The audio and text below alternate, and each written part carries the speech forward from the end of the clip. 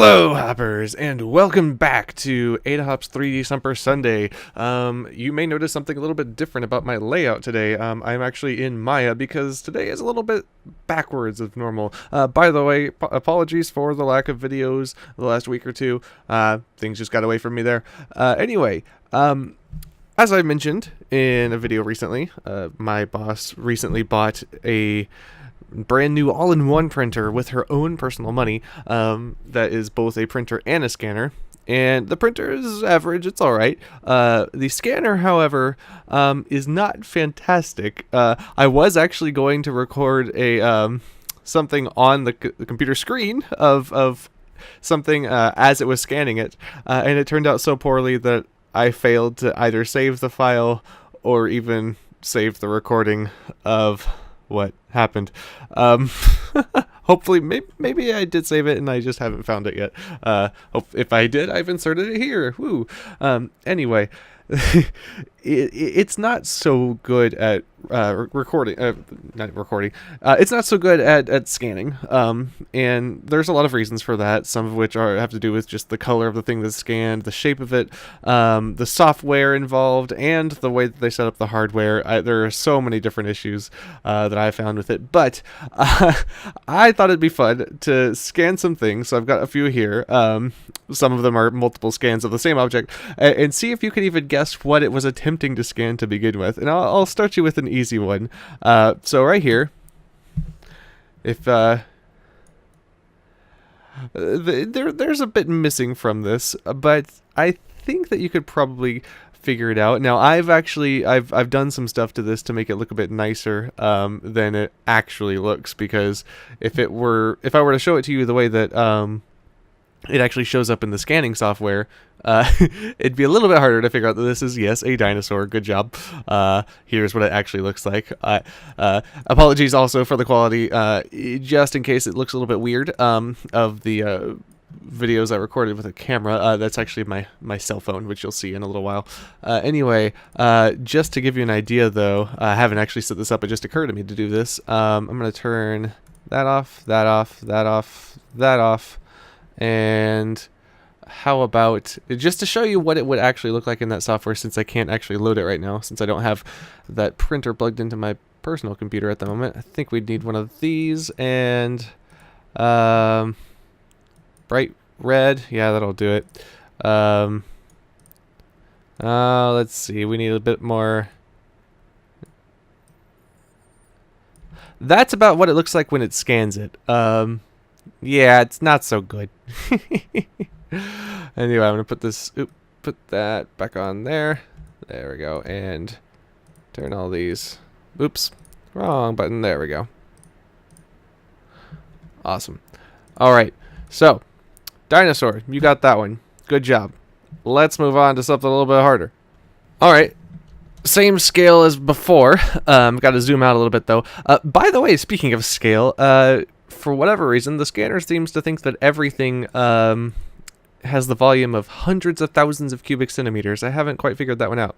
Anyway, the shadows are actually doing this one a little bit of a favor, but if you can't quite figure this one out, I've actually gotten multiple scans of it. So, well, I'll go ahead and say it just to you know, as a nod to your intelligence. This is Rocket Raccoon from the recent movie. Oh, it's not He-Man in the Masters of the Universe. What's it called? You know the movie. Guardians of the Galaxy. There we go. Had something to do with space and whatnot. Yeah, so we've got Rocket Raccoon here, and the figure that I bought, it was the cheapest, crappiest figure I could find on sale at Walmart at the time when I just ran through to look for an action figure, and shortest, because as you can tell, even Rocket Raccoon is a bit too tall for the scanner to see. You can kind of infer that there is a little bit of trouble with colors here. So what I tried to do was I also bought some gray spray paint to try and clear him up a bit, and it made him a little bit more blobby, but I think that it actually helped a bit. And from what I found, something white would have actually scanned much better, even though I didn't quite think that would be the case to begin with. So yeah, here we go. It's a little bit more obvious of what he is, especially from certain angles. He's starting to kind of break apart here, though. It was a satin paint that I used instead of a matte one, so I probably could have done that a little bit better. Anyway, let's get some more easy ones out of the way before I get to the really berserkly, is that a word? Berserkly harder ones. Yes, berserkly harder ones. So, I'll give you one guess what this is. Actually, if you haven't played Minecraft, this might just look like a lump of junk to you, but this was a 3D scan of a cardboard cutout sort of foldable sheep thing, I guess, from Minecraft. It did all right. Not quite as well as the second version of this. Now, hopefully you can tell this is supposed to be an 18-wheeler, and there's lots of issues with it though. Look, the top is just completely caving in here.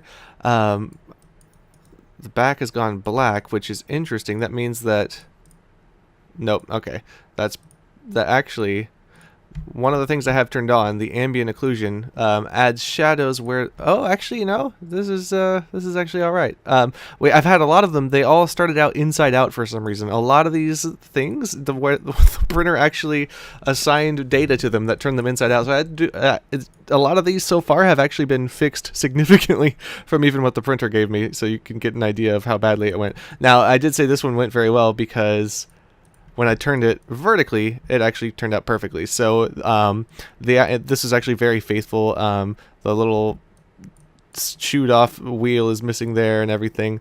So yeah, it actually did fairly well. Where the lasers line up, there's always a little bit of an issue. It just kind of collapses in on itself. But it did all right. Okay, another easy one. Boop. If you can't guess this one, well, I mean, it's pretty obvious, even with all the problems it has. Yes, this was a 3D scan of a 3D print that one of my students made long ago. I don't know why it's kind of lagging there a little bit. It's kind of chugging on this one. Now, this one actually is displaying much better than it used to be, because it used to have different parts of it were turned inside out in different ways, which was really weird. But yeah, this actually is... it's actually discernible for what it could possibly be, which I can't say about the other M here, but we'll be coming back to that one in a minute.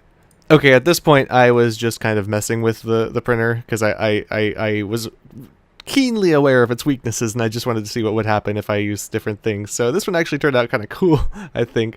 It almost looks like some, you know, radiator for some space engine of some sort. Anyway, this was actually a roll of duct tape with a really interesting pattern on it. Well, not really interesting, it's checkerboard, but it turned out really interesting for the scan. Yeah, alright, I've got 3 left to show you, and they're all a little bit strange, and show off a little bit more of the issues I've had with this thing. First, good luck guessing what this is. If your brain is locked onto the right set of shapes, then you will be very, very keenly accurate as to what this is, especially if you've noticed certain patterns in it. I did scan it a second time, but I made the mistake of not closing the software and reopening it first, because I was scanning this with the Apple version of the software, which I noticed compared to my PC at home was vastly inferior, because certain things like this would happen. I scanned it a second time, and it merged both scans into one. They actually became a single object. There is, even if I tell Maya to separate them, it does its best, but it can't actually find the seams because it genuinely stuck them together. There's something really strange. If you don't close the software and reopen it, it actually keeps some of what you scanned in memory, not all of it. Sometimes it actually kept more, sometimes than it ever put into the model, and sometimes it kept less, and then it would merge it into the next thing you scanned. But if you guess that this is a wallet, of course you are correct. This is my personal wallet. Hopefully I've blurred things out if I'm showing you pictures or video of it now. And yeah, it did. Basically, so everything it's scanned, so really, not just so far, but in total, has been something where it would be a vaguely passable, almost useful, but not really, template for something to model completely all over again by yourself. Is that useful? I don't think so. All right. I'm not really sure which one of these I want to do. I do know which one I want to do best. Okay, here's this one. Now, this one is such a confusing shape that if I spin it around enough, earlier at least, my brain got really confused and everything started looking like it was inside out. While I was spinning this, it kind of lost track of what way was up. Oh, almost happened just there.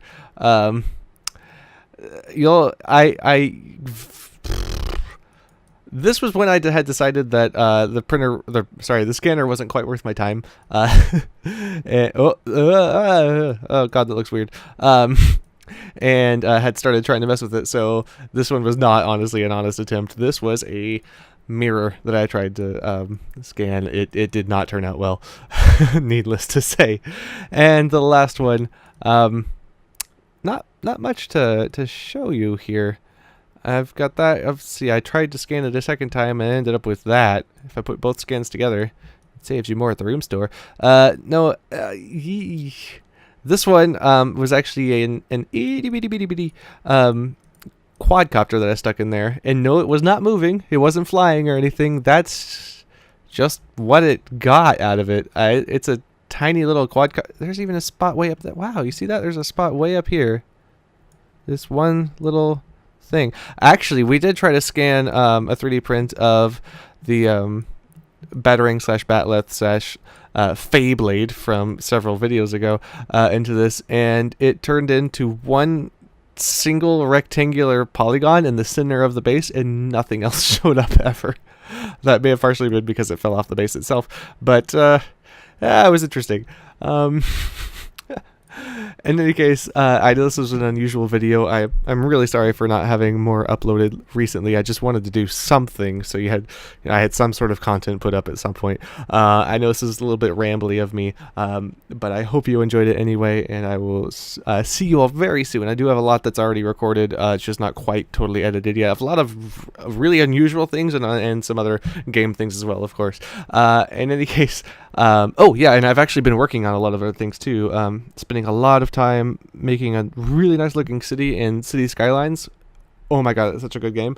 And many other things like that. So I hope that you stick around. And I'll see you next time. Thank you for watching, guys. I'll see you next time, Hoppers. Hasta Ventana. Boom, boom, boom, boom. Boom, boom, boom, boom, boom, boom, boom, boom, boom, boom, boom, boom, boom, boom, boom, boom, boom, boom, boom,